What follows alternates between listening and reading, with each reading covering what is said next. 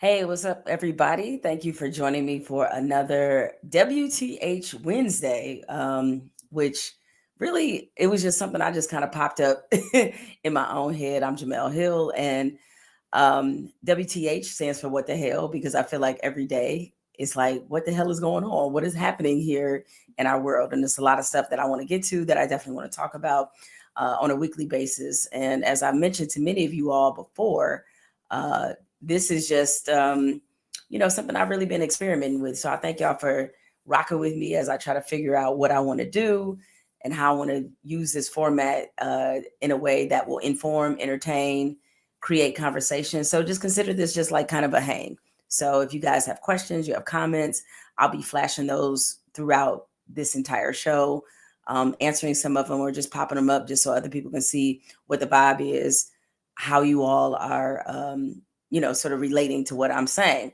Today's show is going to be amazing. I got my brother, my man, Marc Lamont Hill, who will be joining me shortly as we discuss. This is a topic that for a long time I tried to avoid because it started bubbling up, and I got to be honest, I didn't really take it all that seriously. But the topic being Stephen A. Smith, my former colleague, somebody I've known. I'm trying to think of the first time I met Stephen A. Smith. Oh, I know. I met Stephen A. This would have been 2004. I believe that was the first time that we met. I was covering the Olympics in Greece. I was working for a publication called the Detroit Free Press, which is Detroit's main newspaper. And Stephen A. was working at the Philadelphia Inquirer. He was a columnist then. And I'd known definitely about Stephen A. before then because he covered the 76ers, covered Iverson. And so that 2004 Olympics, if you all remember, that was the Olympics where Team USA, basketball I'm talking about here, got their ass whooped in that Olympics, all right? I was there. I synced it.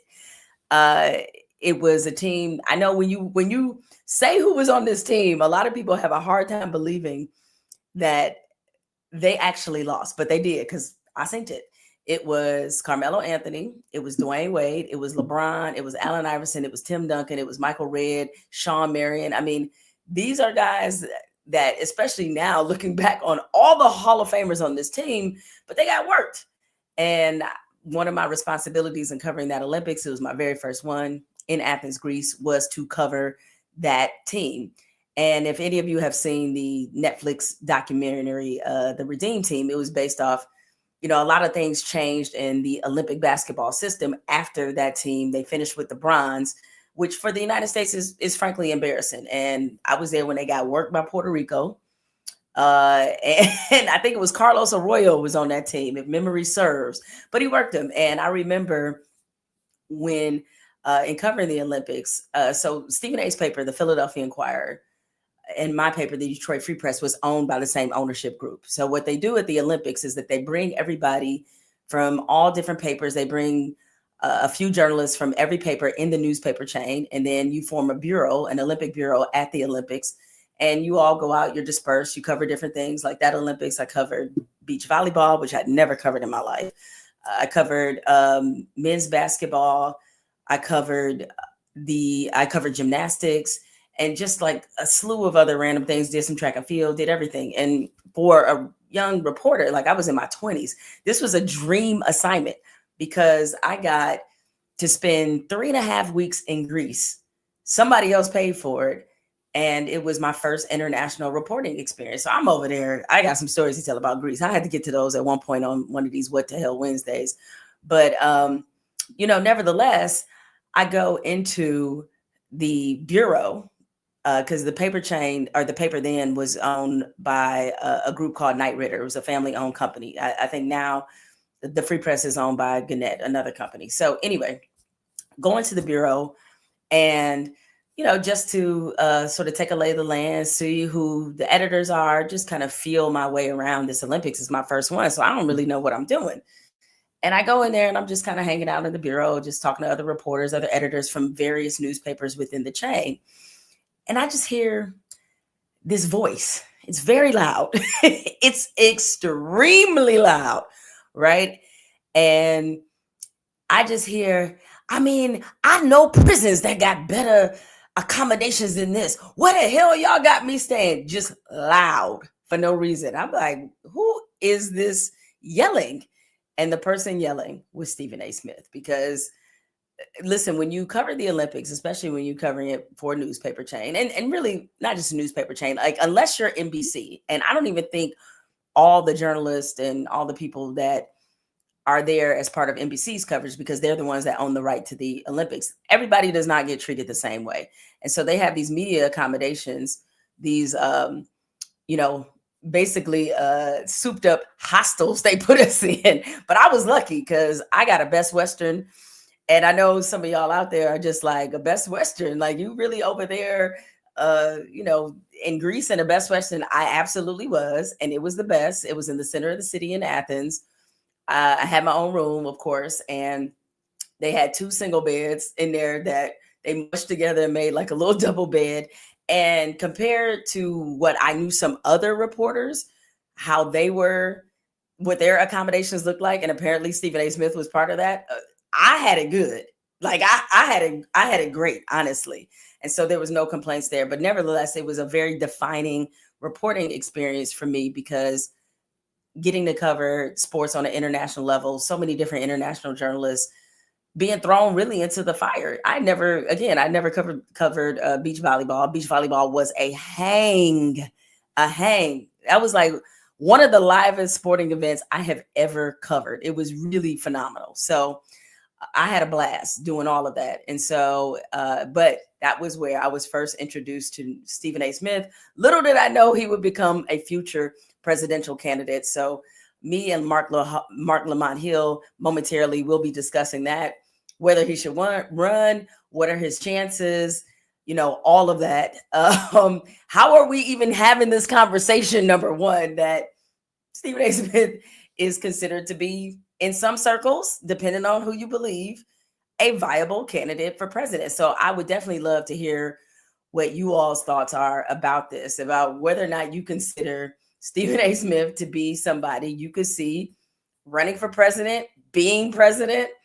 It will be an experience, I'm sure. So we're going to dive into that a little deeper. Also, in addition to talking about that, I also want to, I'm going to admit it. I'll cop to it. A lot of people don't, but sometimes I'm a hater, and I don't mind admitting that. We all have a little hater within us. It's just that a lot of times we like to act as if we don't have these hater-like tendencies. I certainly do. And I'm going to tell you guys what is my hater moment of the week. Something I've been hating on. And it really picks at a wound, because there is a way in which, when it comes to my Blackness, I fall short. I fall painfully short. And I'm going to share that with you. I'm going to get vulnerable with you and share what that is in just a few moments. But first, before I get to Marc Lamont Hill, who will be joining momentarily as we break down the presidential candidacy of Stephen A. Smith, I'm also going to talk some Sixers with him too, because he's in Philadelphia. He's a Sixers fan. So I know right now that he's going through it. And I might sprinkle in some other NBA thoughts in there in that conversation as well. But before we get to all that, I want to talk about China. And the reason I want to talk about China is because I've seen some things on the internet that, when it comes to this trade war that we're currently embroiled in with China, for those of you who do not know, who somehow have your head kind of buried underneath a rock and are not aware that we are in a trade war with China, we are. You know, Donald Trump has decided that tariffs are going to be his thing, even though currently it is jacking up the experience, or jacking up the economy in all sorts of ways. And he has chosen to get into it with China. Now, there's always been this running joke with China, given where they stand economically in the world as a superpower, and considering how China has their financial hooks in the United States in a lot of ways. Like, they own a lot of our debt. The running joke is, if China decides to cash the check, we all in trouble. All right. So, you know, we have a very precarious relationship when it comes to China. And so then on top of that, you have now a president who has decided we about to take on China. And China, they ain't asked for no smoke. Donald Trump just decided, hey, we about to get into it with them. So he put tariffs on China on their imports into the United States. And I know a lot of people, when Donald Trump ran on tariffs, were very unclear about what tariffs are. All right. So that means all the things that China, that they put into this country, that they distribute in this country. And if you, I don't care what you're wearing right now, if you at home and you got on some clothes, check the tag. I guarantee you it says made in China, because China is like probably the foremost, or at least one of the foremost manufacturing superpowers in the world. So they make everything because manufacturing has become their staple. They make it all. And because of that, you know, they have a dominance in the US market. Like, let's just keep it real. And so, you know, it's interesting to see the president pick this fight with this country. And what he did was he has hyped up the tariffs on China to 145%, which means there's 145% markup on the things that we need from China that are brought to here. And as you all know, when it comes to the markups, if you're any kind of business owner, I don't care if you had second grade math, understand that if the cost goes up for the people you're doing business with or the people you're buying from, you are, as the consumer, you are going to assume this cost. It's going to be you. They're passing everything down to the consumer. And so this has meant some very drastic and very, you know, horrible things for a lot of businesses, especially small businesses. Like, there's some bigger businesses that can absorb this, but there's some smaller ones that absolutely can't.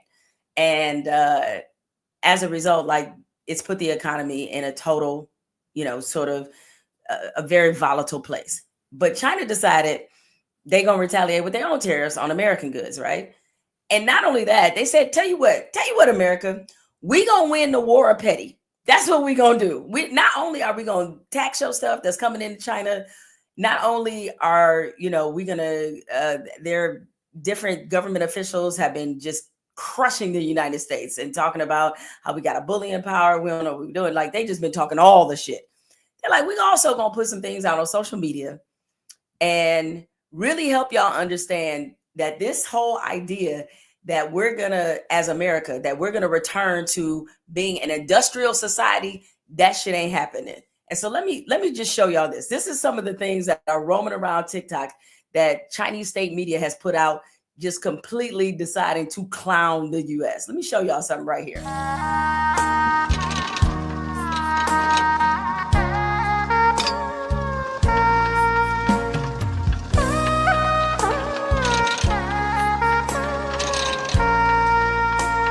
I mean, look at this, y'all. They put out AI generated stuff. Like, let me make sure that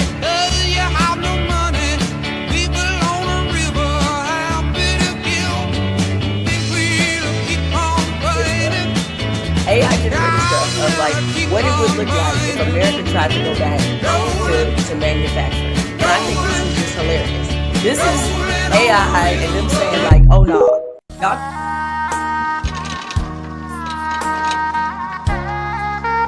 They're just like, China's like, let me tell y'all what this is about to look like if y'all try to go back and try to take some of our manufacturing. They got Elon, Kanye. Why they do Kanye, y'all? Why did they do Kanye? I was like, y'all ain't right. I gotta give it to them. This is high level trolling. This is like amazing trolling of the United States. I gotta give China this.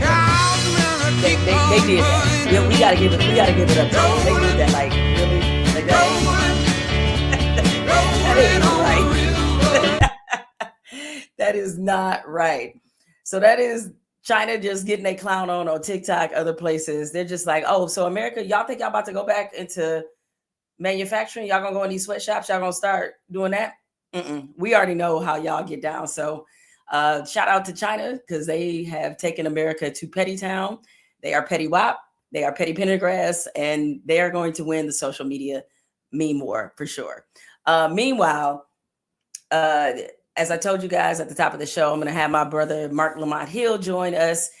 He's here now waiting as we have this conversation about Stephen A. Smith deciding, I guess, did he decide? I'm not sure if he decided or if he just said like, hey, I'm available.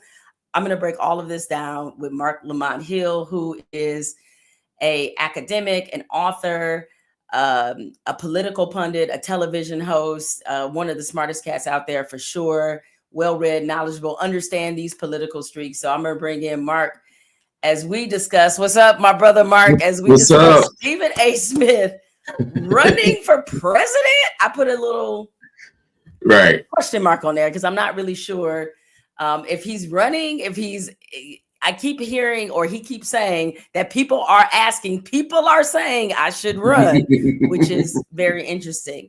But before, Marc, I get your comments about it, I want to play for people. Stephen A., he was recently on This Week on ABC, where he talked about how people, like, if nobody else wants to be a presidential candidate, he is willing to sacrifice himself and do the job. So here's Stephen A. Smith. You know, I saw you mentioned Bill Maher. I saw Steve Bannon was on with Bill Maher, and he was asked what Democrats he worries about. And you know, the only name he mentioned as a Democrat he'd be worried about. So are you really thinking about running for president? Is this something you think? Listen, I have no choice because I've had elected officials, and I'm not going to give their names, elected officials coming up to me. I've had folks who are pundits come up to me. I've had folks that got a lot of money, billionaires and others, that have talked to me about exploratory committees and things of that nature. I'm not a politician. I've never had a desire to be a politician. I just signed a contract extension with ESPN. I am very, very pretty happy good one, too, with my day job. I'm very happy with my bosses. It's a pretty damn good one. Just right. It's a pretty damn good contract. I couldn't be happier. But here's the reality. People have walked up to me, including my own pastor, for crying out loud, who has said to me, you don't know what God has planned for you. At least show the respect to the people who believe in you, who respect you, who believe that you can make a difference in this country, to leave the door open for any possibilities 2 to 3 years down the line. And that's what I've decided to do. But again, whether it's Westmore, Governor Westmore, who I know, or Governor Josh Shapiro from Pennsylvania, who I know, Andrew Cuomo, who I had the pleasure of interviewing, who's trying to get back in things and be the next mayor of New York, etc. I see a lot of people that obviously and clearly are more qualified than me. But in the same breath, when you think about what Trump is getting away with, when you think about what you brought up about Steve Bannon, who's trying to be slick because he's looking at a non-political individual like myself, looking at me as a populist. But you better be careful what you ask for, because some of the stuff that Trump and the right has been trying to get away with, like circumventing the 22nd Amendment of the Constitution, talking about how there could be a third term. Excuse me, be careful what you wish for, because if any GOP member, if any Republican supports that, I don't want to hear a word out of their mouth ever again about the following the Constitution, the Constitution, the Constitution. That's what they've been living off for years. And then you're talking about circumventing the 22nd Amendment, and you think that's cool? No way. That's not something that we should stand for. So I would hope somebody else would step up that's more qualified than me. But if it has to come down to me, it is something I would consider. Yes, I would, because I don't mind the thought of tussling with these folks at all, on the left or the right. All of them disgust me, to be quite honest with you.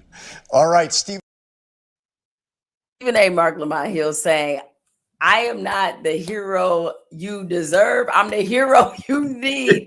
Marc, what do you make of this? Oh, my Lord. I just want to say right now, first, the LA Lakers may need a point guard. I'm willing to step up. There may be more people qualified. But if they don't, I will make the sacrifice and do the job right now. You know, that's what it feels like when I hear Stephen A. say that. Like, it's not just that there are some people more qualified. Everybody is more qualified. And that's not a diss to Stephen A. Stephen A. is a friend. I like him. I love him. I want him to be successful. I'm so proud of the job he's doing at ESPN, and the contract he got is amazing. But I think what Donald Trump has done is make us believe that anybody can do this. And frankly, Stephen A. Smith is more gifted than Donald Trump. But watching Donald Trump run this country not once but twice into the ground should be evidence that we shouldn't keep pulling people out of the stands to run point. Like, let's get the qualified people who can do the job and use our platforms and our resources and that populist energy, not to run, but to organize and support candidates, to back people who can win, to back people who could have stopped Donald Trump from being the president right now and setting this country on fire even more than it already is. That to me, that's the answer.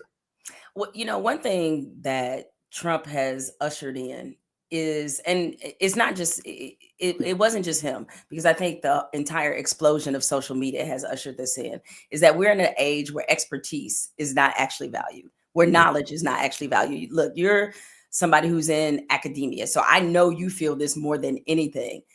And what I hate is that because he's lowered the bar of the office so much, that literally everybody thinks that they could do the job. And I kind of can't blame them for thinking that way when, one, you look at his performance, and two, you look at the fact that there's a level of idiocy that clearly this country will tolerate. Now, I'm not saying that as a knock against Stephen A. Smith, but I am saying that, like, where we are right now as a country is that people, for whatever reason, are gravitating, or I should say not gravitating, but they're dismissing what expertise actually is. And so to that end, hearing Stephen A. say that there are politicians, there are billionaires that have told him to throw his hat in the ring, keep it.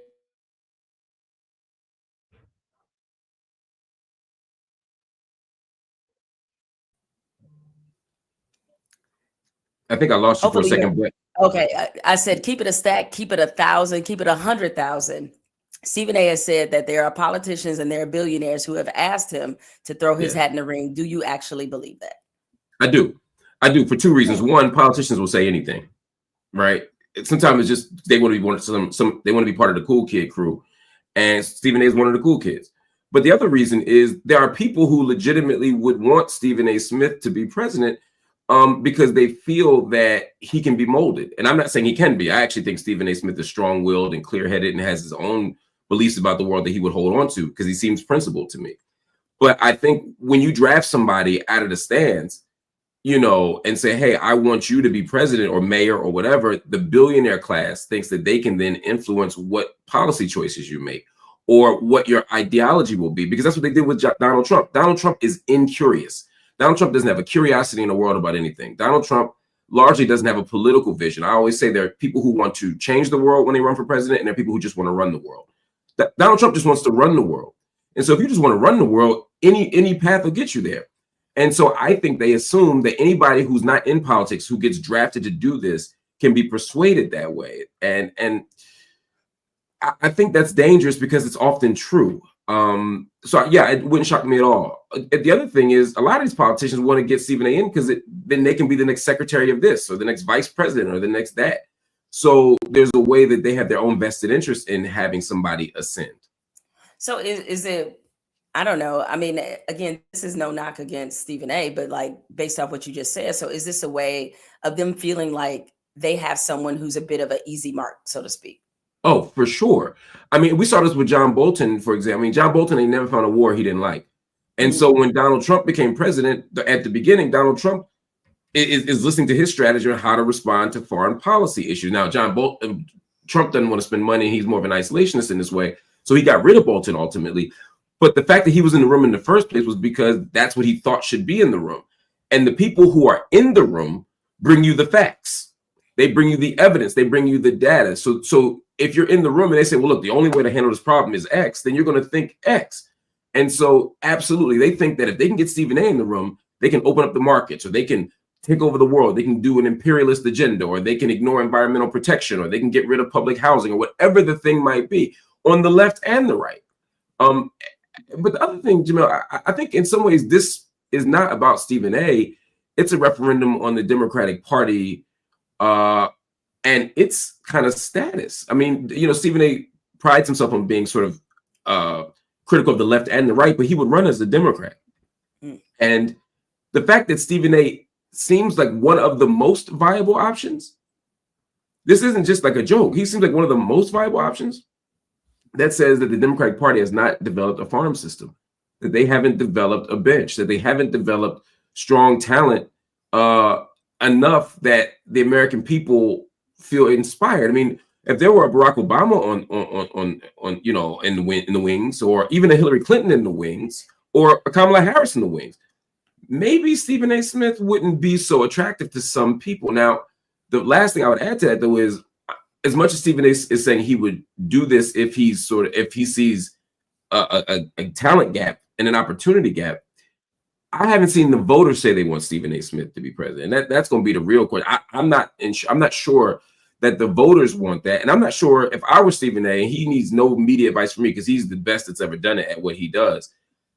I would never leave that job for that other job, because even running for president will do irreparable harm to his brand, I believe, and irreparable harm to his career. See, I got to think about that though, Mark. I mean, okay, so here's the thing. Again, I'm not saying, I mean, Stephen A. definitely morally seems obviously very different than Donald Trump. But let me ask you this. Somebody like Vivek Ramaswamy, who ran for president, do you think it was worth it for him to do it? For sure.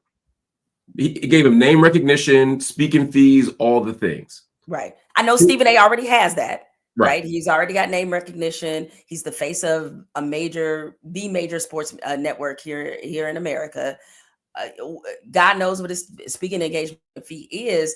But yet, when you look at the amount of money that people are able to accumulate in politics, even if they get 1% of the vote or 2% or something where they're not really even competitive, the circles they get in are different. We're talking about power circles, which is very different than what you may get as being the leading sports broadcaster in America. Like, he has a microphone, don't get me wrong, 5 days a week. And, you know, he's in people's living rooms and there's a lot of power that comes from that. But there's a difference between power in the media and like having political power, which we see all the time can really elevate and boost you. So like, as much as Stephen A. already has and as much as he's accomplished, if he runs for president, that puts him, to me, in a completely different stratosphere than what he's in right now. It could, right? It depends on how it goes. Here's my concern. If he runs and flames out early, no harm, no foul, and he may gain some network, some power, and or some access rather. My concern is what happens if he starts to win. You may not notice, but ESPN has some complicated politics behind it. I never noticed or experienced that at all. Exactly. That's why I'm glad I came on here to help you with that. No, but like, I mean, the thing is, if you run against the darling of MAGA, whoever that is, he's going to be running against JD Vance, he's going to be running against whoever Trump anoints. At least half of that ESPN audience, I don't know the political ideological demographics, but at least half that audience at some point is no longer going to see him as the politically neutral black guy that says stuff about this, and this, or says quirky comments on Bill Maher that they may not agree with, but I still like old Stephen A., because they ain't got to hear him on Bill Maher. But the moment he starts criticizing this policy on either side of the aisle, I saw how people went from liking Kamala Harris to loving Kamala Harris to hating Kamala Harris when she ran for president. And my concern is, if you're Stephen A. Smith, there's a big chunk of the country that don't want those people to be politicized or have political ideas, as you know. And I'm wondering, does he do irreparable harm to the brand if he's running as I'd actually feel better for him if he were running as a Republican and they put him up to it. Because you can always go back to ESPN and talk sports again, you know what I mean? But that NASCAR audience ain't never going to forgive him if he's taking shots at JD Vance or Donald Trump. To me, that's my concern. And then the other concern, this might be my conspiracy theory concern, but I know, at least in political media, when we get our contributor deals and our hosting deals, we're told that we can't run for political office. And usually the network lets us out of our deals to run for office. And then they, in good faith, wink, wink, tell us that we can renegotiate afterward. And they usually just give us the job back. You see it with all those people that run for Congress, lose, and then go back to CNN or MSNBC. If you piss enough people off and you opted out of a 5-year, $100 million deal, that's a lot of money to risk, is all I'm saying. So I'm just saying the juice might not be worth the squeeze unless you really think you can win. And I'm not sure he can. Well, I want to go back to something that you just said. You talked about the lack of a bench that the Democrats have. And it's interesting because at one point I thought they had a pretty deep one, because you had Pete Buttigieg, you had AOC, you know, as you mentioned. I mean, Kamala was part of that as well. Like, it felt like that they did have a deep bench. Yeah. I mean, what happened? I mean, I don't. Is it just the fact that because they just lost the presidential election, that bench doesn't look quite as attractive as it used to be? Is it just the stench of Joe Biden's presidency, depending on how you want to frame that? Is like, what happened to the bench that I thought the Democrats clearly had a significant advantage, but it doesn't seem like that's the case anymore. Yeah, there's a lot of young talent that can do a lot of interesting things. I'm not sure that talent can be president right now. So, for example, some people employed, like Andrew Cuomo, probably could have been president. And honestly, I think he might have been the best shot prior to his own scandals. Gavin Newsom. Yeah, that was another one that at one point people looked at. Or what about Michigan Governor Gretchen Whitmer? Like that, That's another one. That's another one. They're great and they're powerful. I mean, part of the problem is at this juncture in history, this country doesn't seem committed to voting for women for president for whatever reason. And so I think a lot, and unfortunately we play into our own fears, right? So it's like, well, let's not pick a woman because they won't vote for a woman. And it's like, well, a woman could win if you voted for her, right? So we play into that. So I think some people have been pushed off because of that. I think people, like Pete Buttigieg can ascend very high. But again, I don't want to make this purely about identity politics, but I'm not sure America is ready to elect the evangelical part of the country might not be ready to elect the gay man. I think they should. I don't think his identity should matter, but to a lot of Americans, it just does. Yes. Right. AOC, I still think has a very bright political future. And if anything, she's moved further from the left and moved a little toward the center and has made more safe positions to make herself more palatable to the mainstream, even though she's on tour with Bernie on the oligarchy tour. Let's pick a word most people don't know tour to talk about illegal. Wait, I want to stop you there because see, Mark, when I said that on Twitter, people shouted me down. I was like, I don't know if I would have put that on a flyer. I just wouldn't have put oligarchy on a flyer. Like, I think most people, a lot of people know what it is, but I think we have this elevated idea, just like Democrats keep using the term gulag. And it's like, dog, I just don't think the majority of people don't know what that is. Just say they're throwing, they're kidnapping people and throwing them in fucking prison in foreign countries. Like, that's much better. Like, you respond to that. When you say, oh, they're throwing them in a gulag, everybody's like, oh, what? Is that a meal? Is that a dish? Right. Like, what the hell is that? A gulag. So anyway. But again, it speaks to the way that the Democrats aren't speaking to the public. The issue is Trump has created a moment where you don't just need a good candidate, you need a populist candidate. You need someone that has a certain kind of energy. You almost need a superstar, which is why they keep looking to celebrities to run. So some of these people would be fine politicians and would do just as good a job as these other people, but they don't have the populist energy. I think AOC actually is one of the people who does. I think she would be better sort of positioning herself long-term to be Speaker of the House. I think she could do extraordinary work there. But not president? You don't think she would? Not now. I mean, okay. not in a time where we would get some relief from MAGA, right? I mean, if we're talking about in the next 2 years or 6 years, no. I don't see that happening because again, there is an irrational hate of AOC by the right. It's weird. It seems it's not just misogyny. It's actually, Mark, it's not weird. Can I tell you my theory? I don't think it's particularly, to some degree, I feel like this has probably crossed a lot of people's minds. I think the reason why the right hates AOC is because secretly a lot of them dudes got a crush on her. Yeah. Like, they find her attractive and they can't stand it. And they do. And if you look at some of the dating research that has been out there, like one of the political divides is definitely costing people in the dating game. And what is interesting, I heard it was a social scientist that talked about it, is that a lot of like far right dudes really want to be with liberal women, which I don't understand, but hey, do you, whatever. I think there's some kink going on there.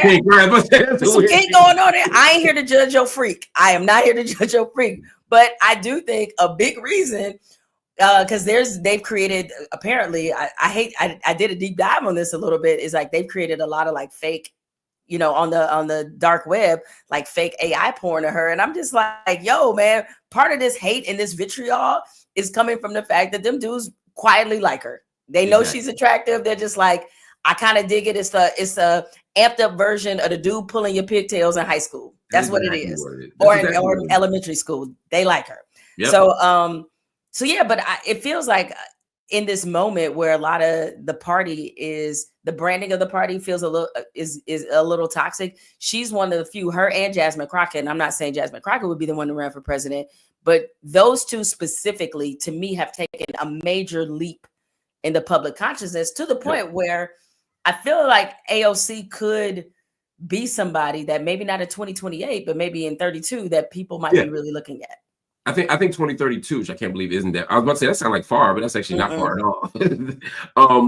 That's like election after next. Yeah, I think she could absolutely make that happen by 2032. And that's what I'm saying. Like, but for the foreseeable future, I just don't know if there are a lot of options. I think people probably want. The other thing is, Barack Obama united America around a vision. Whether you agree with the vision or not, he had a clear vision, he had a clear message, he had a clear agenda, and he was quite talented. And we can't ignore the fact that Barack Obama is one of the most skilled politicians of this young century, and maybe in American political history, as was Bill Clinton. And so for a Black person, to tie it back to Stephen A. for a second, to win, you can't be Donald Trump. You can't just have your degree, right? Barack Obama won. He was a U.S. senator, one of a handful of U.S. senators in the history of this country. He had a degree from Columbia, a Harvard law degree, where he was editor of the Law Review. I mean, you have to be, it's like always, you have to be so extraordinary to even be in the game. You know, I'm not sure that America would welcome that from Stephen A. Smith, although because America knows and loves him, or at least likes him a lot, and some sectors love him, I think he would have a better shot. I also think, I think a Black man would have a much better shot than a Black woman, because sadly, again, Black men, while we are, our people overstate and almost pathologize us when it talks about our voting patterns. At the same time, Black men have shown that they would much rather vote for a Black man, and would really much rather vote for a white man than a Black woman in a lot of instances. So, yeah, I mean, it's sad, but like I agree with you that the country is, I mean, I hate to use the word is not ready, because there's so many moments we haven't been technically ready for. Like, we're never going to get, especially when it comes to this kind of progress, we're never going to get to the point where everybody agrees that, you know what, this is good for the, like, right. It's like, no, people didn't agree with civil rights. They didn't agree. Like, they didn't agree with a whole lot of things. So you can't necessarily wait until, you know, people are ready. You just hope that they're in a moment, much like Barack Obama sees the moment, that people will actually say, you know what, it's time that we take another step as a country. One more thing I want to ask you about, Stephen A., before we talk about your Sixers for a second. This was, I thought, an interesting question posed by somebody here in the chat. Dominic says, if Sass declares, would you, Jemele or Marc, consider becoming a policy advisor to him, to his campaign? Marc, if Stephen A. came to you and said, I need you, bro, I need you to help me with this, would you do it? I'd be there in a minute. Would you really? A policy advisor? Yes. Look, okay. Because anybody, all I can do is give them the best advice I have, and I think I'm right. We all think we're right. So they're either gonna listen or they're not. But I don't have a problem with that. Now, if you said campaign manager, no. Okay. But policy, yeah. If he said, Marc, I need your advice on X, Y, or Z. I mean, I offered that to Kamala Harris. Not this time around, but when she first ran back in 2020. Yeah. You know, there were some issues that I thought, you know, she called me, we talked about it. We talked, and then I raised that possibility. She said, I'm gonna call you right back. She was like, not yet. Yeah, exactly. Right. She gave me the ghost, the polite ghost. She definitely did. I ain't talked to her since, but I, you know, I love her and appreciate her. And she made the wise choice. That's why she was able to win. Her and Biden were able to win. But yeah, I'm down to give advice to people as principle. The question is, would you do it? So I got to be honest. Like, while I, you know, to quote my man from Game of Thrones, I drink and I know many things. I don't fashion myself as somebody, despite how much I talk about politics, despite knowing very smart people like you who inform and educate me all the time. I'm not going to sit up here and pretend as if I'm an expert by any stretch. So if he called me, I would respectfully say no and good luck. And, you know, to some degree too, there's a certain fear with politicians that I have. Even politicians I like, you know, that I personally like, have been able to get to know and feel like I have a pretty good sense of like who they are as a person. Like, I guess there's a part of me that always feels like there's going to be like some kind of the shoe drop moment where they find out like, oh, this dude or this woman ain't what you said, or they get exposed to someone. And I was like, I'd be damned if I wind up, my reputation goes down because of somebody else, right? If I'm gonna sink my reputation, I'm gonna do that on my own. Right. As it is, I got to deal with people periodically sending me photos, and this is gonna sound way more salacious than I mean it to, of me and Diddy, and because when I was at ESPN, and Mike and I, we took SportsCenter to the NBA Finals. It was Cleveland and Golden State, and Diddy was on the show, and of course we took pictures with Diddy like afterwards or whatever. Right. Yes, like, which is not uncommon. Like, this happens on all the TV shows and all that kind of stuff. When famous people appear, they want to get photos of it. They want to circulate it. They want those out there to prove how cool the show is and how cool the network is. And like, it never fails. I'll say at least once a week, somebody sent me that photo. I was like, I ain't never been to a Diddy party. I don't know shit about them parties. That was the first and only conversation I have ever had with that man. Yo, that is real. That's why I'm like, I'll be damned. Right. If I get in another situation, somebody else do some bullshit. Like, nah, I'm just. Yeah, you get caught up in it. And I get caught up in that. So I'm like, nah. So real quick, before I get you out of here, Mark, got to ask you about the 76ers, dog. Got to ask you about your Philadelphia 76ers. I think it's fair to say the process is over. There's no more trust in it. That process is dead. Like, I'm not being cruel here. Am I right? The process is gone, right? Process been gone, but this is like, I'm in the minority, first of all, to say I don't hate Hinkie. I'm not against tanking, and I think tanking could have worked. We just had the wrong person doing the drafting. I mean, when you think about who we didn't draft all those years, Markelle Fultz being the worst one, because we not only didn't draft better choices, but we gave away another lottery pick for the privilege of drafting Markelle Fultz. So to Danny Ainge, I mean, Danny Ainge should be. I don't even believe in jail, and Danny Ainge should be in jail for robbing us for that one. Like, that was just awful. We've made some bad moves. Would I rather have Donovan Mitchell than Ben Simmons? We passed on, oh my God, so many people. Porzingis, we passed on. Giannis, we passed on. I mean, we're going down a list of people we passed on. So I didn't love the process. And the Celtics have shown us, and Cleveland and other teams, that you don't have to do it that way to be successful. And it's better to. I mean, Golden State is an example of that as well. It's like, you don't have to tank to actually, to be successful in the NBA. Yeah, but you need to draft well, right? Correct. Because they could have drafted make one slight different choice, and that whole thing would be different. So, at this point, I think the Sixers are making business decisions about keeping the arena full. For example, giving the 5-year max deal to Paul George, who I like and think is an extraordinary basketball player, but this ain't 5 years ago. So now you got a max deal with him. I don't know how healthy he is, and I don't know how interested he is in playing, at least in Philadelphia. Joel, I don't know how many miles are left on Joel, and I love Joel, but even when he's at his peak, he played 65 games, so I don't know what he looks like when he's turning into Brad Darrett. He's more like Jeff Rulin now. I'm talking about health-wise, not skill-wise. You got that, and then you got this young kid who's amazing, Maxey, who I love, but he's not a playmaker. I mean, I think he's better off the ball with a big point. But again, we've invested all our money in a certain way, right, that we can't find a proper complement to him. So we've dumped all this money. We're a very top-heavy team. We've drafted a great rookie who got injured early. So the kid from Duke, so McCain, Jared McCain, right? Jared McCain, so who I love. He's a good kid, and I hate that I call them kids now, but they're a little younger than my children. I'm like, you just old. That's what it is. Yeah, exactly. I'm so damn Don't worry, old. they kids to me too. And life come at you quick. So this, for the Sixers to win at this point, and I hate to say this, but my family argues with me, but I think they're finally on my side now. We have to blow up the team, and we probably have to trade. We needed to trade and beat last year, right?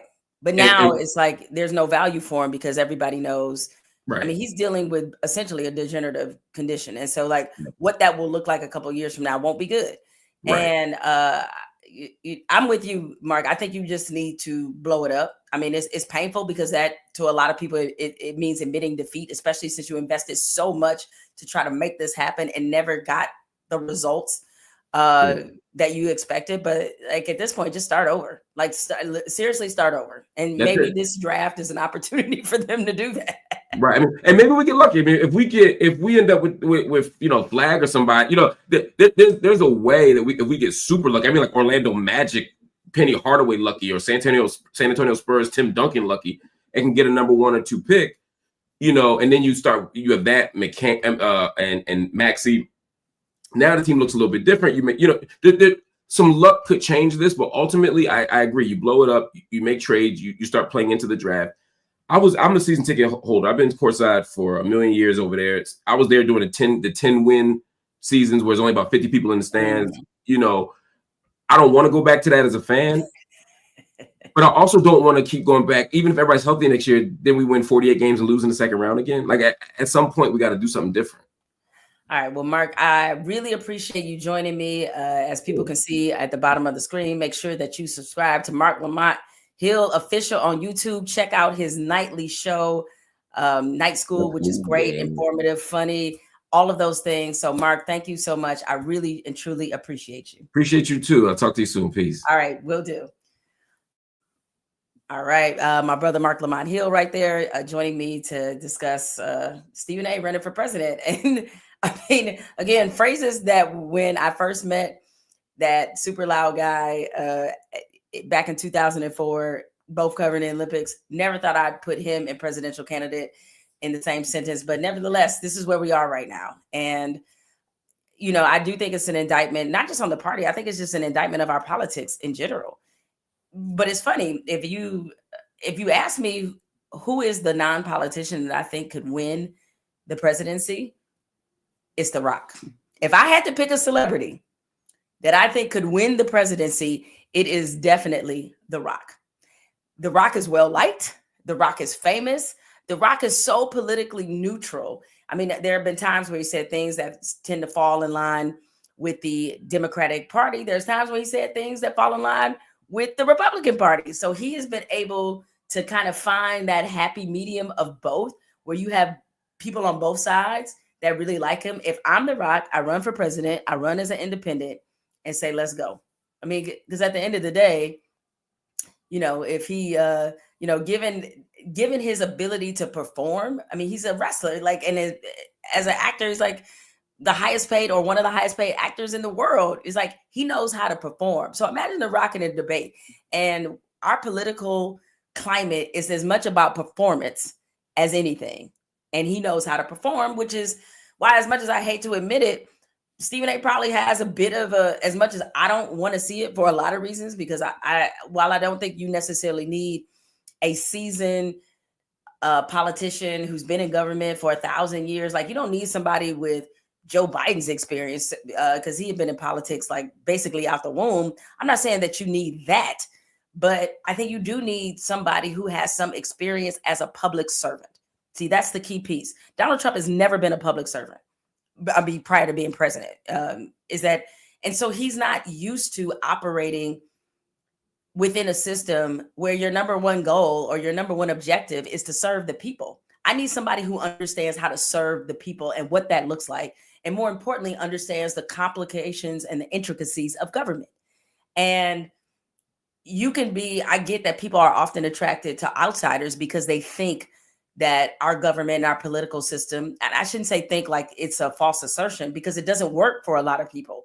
So everybody's immediate thought is, we need somebody outside the system to come in and break the system. Okay, I think we need some of that, but I think we also need some people who have some experience and people who understand what it means when you have to actually serve people. And that's something that's definitely missing in a lot of our political spaces, not just Democrats, Republicans. I mean, on both sides of the aisle, I think we have a lot of that. And so I would like to return to people who actually understand what it means to serve the people, even if I don't always agree with them. So, all right, before I get out of here, this is a little bit shorter of a WTH Wednesday than normal. I'm coming to this is my altar call, so to speak. I'm coming to the church. Doors of the church are open right now, and I'm walking through them. I'm going to the altar for a testimonial. And here's my testimony. It's tough to say, it's tough to admit. I felt a lot of shame about this for a lot of years. I have been shamed about this for a lot of years. I'm the black girl who ain't got rhythm. That is my testimony. Let me amend that. I'm the black girl who can't dance. I got rhythm. I understand a one and a two. I got a one clap. I'll two step with the best of y'all. Like I'll two step it, but that's all I got. So I don't have a whole lot when it comes to dancing. So this is my hater moment of the week. My hater moment of the week is the fact I am tired of being the one who can't do the line dances. And I'm hating on everybody who is out there with their fans and boots on the grounds. I'm hating all y'all right now, okay? Y'all disgust me because I can't do that. I have watched it 1,000 times up close. I still can't do it. You know what else I can't do? Yeah, we getting real vulnerable right now. Real vulnerable. I can't do the Tamia dance, and I'm from Detroit. Can't do that shit. Can't do it. I done tried. I tried to do it a couple times, then tripped over my own feet, looking like a fool. It's just not, it's not my testimony. This is not what, I was not meant to bring you this gift. I can electric slide. So listen, before y'all get the questioning all manners of my blackness, I can electric slide, but that's as far as I go. All that other stuff, I ain't got it. So you best believe, let me show y'all who I was hating on in particular when I saw this. All right. I better record that over there. They're looking good. That right there is Tidra Moses, the wonderful, talented singer. She is, y'all can't tell me this is not Felicia Rashad's twin. Damn it, the Felicia's family, the Allens, they got a baby sister they ain't even know about. And it's Tidra Moses. And I am hating right now that I ain't got nothing on this dance. And y'all boots on the ground and everywhere. And I'm just off the side looking lame. It won't let me be great. My food won't let me be great. So I just thought I would bring that to y'all in this little confessional and let you know that, nah, that ain't me. Hold up. I love this. Can you play spades and dominoes asking for free? So y'all just really gonna question all parts of my blackness. Okay, I see how it is. Yes, I can play spades. It's been a very long time since I played dominoes. And I have to say, because I'm from the Midwest, because I'm from Detroit, like we do spades. Like we don't really do dominoes like that. And it's helped me be less judgmental now that I live in LA. Folks in LA, it's more than you would think that actually can't play spades because they grew up playing dominoes. So don't try to play me. I'll bust that ass when it comes to some spades. But anyway, I just thought that I would take that time to share my hater moment of the week. And I'm hating on all y'all doing boots on the ground, all y'all doing these TikTok dances, these line dances that I ain't got nothing on. I hate y'all for that. So hater moment of the week. Anyway, I want to thank y'all for joining me for another episode of What the Hell Wednesday, WTH. As you can see from this ticker run across the screen, make sure that you subscribe to Politics, my weekly podcast that's about sports and politics. It's available on iHeart, Apple Podcasts, or wherever you get your podcasts. And just as importantly, make sure that you hit the subscribe button on your way out. And tell a friend, bring a friend next time, trying to make this bigger and bigger. And yes, I am going to be committing to doing more days. Just give me a couple weeks. I'm going to get this together. So WTH Wednesday is going to expand. Obviously, I can't call it that, but I'm going to think of some other names for other days. And so, or maybe it's just going to go to a general show name because eventually I want to build up to doing this at least 3 times a week. So I want to thank y'all for hanging out. Enjoy the rest of your day. We halfway to the weekend. That's another reason why I picked Wednesday, because this means that we almost there. We almost at the promised land. So y'all stay easy. Y'all keep it light. And you boots on the ground, folks. To hell with you and your fans. I'm out.